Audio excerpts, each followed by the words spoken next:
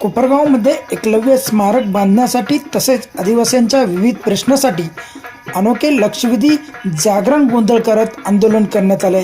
कोपरगाव तालुक्यामध्ये आदिवासी बहुजनांच्या हक्कासाठी लढणारे एकलव्य आदिवासी परिषदेचे संस्थापक अध्यक्ष मंगेश अवताडे यांच्या नेतृत्वाखाली कोपरगाव तहसील कार्यालयासमोर हजारो समाज बांधवांच्या उपस्थितीमध्ये लक्षवेधी अनोखे जागरण गोंधळ आंदोलन करण्यात आले।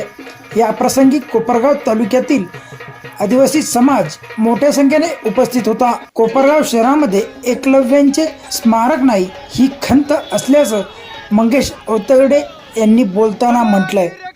तसेच लोकप्रतिनिधी आमदार आशुतोष काळे यांनी मागील पंचवार्षिक रोजी आदिवासी समाज बांधवांना एकलव्य स्मारक बांधून देऊ असे आश्वासन दिल्यानंतर समाज बांधवांनी आमदार काळे यांच्यावर विश्वास ठेवला होता, परंतु या विश्वासाला तडा गेल्यासारखा वाटत असल्यानंतर संपूर्ण कोपरगाव तालुक्यातील आदिवासी समाजामध्ये नाराजगीच्या प्रतिक्रिया व्यक्त होत आहेत। आम्ही कोणताही असो, आजी असो नाही तर माझी असो, आम्हाला राजकारणाशी घेणं नाहीये, आम्हाला फक्त आमच्या स्वाभिमानाचा घेणं आहे। मागच्या 3-4 वर्षापूर्वी या तालुक्याचे लोकप्रतिनिधी आमदार आशुतोष काळे यांनी या ठिकाणी शब्द दिला होता, पण आमदार साहेबांनी अजून शब्द या ठिकाणी पूर्ण केलेला नाही।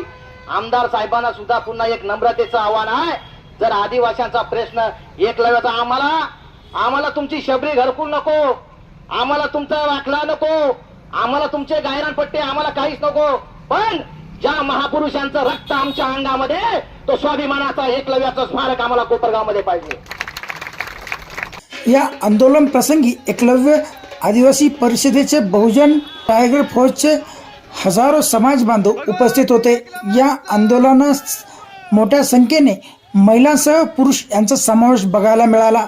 तसेच हे जागरण गोंधळ आंदोलन अतिशय आगळेवेगळे असल्याने तालुक्यासह जिल्ह्यात चर्चेला उधाण आले। आंदोलनाला उपस्थित असलेल्या सर्व पदाधिकारी, सामाजिक कार्यकर्ते, महिला भगिनी यांचे मंगेश अवताडे यांनी आभार व्यक्त केले।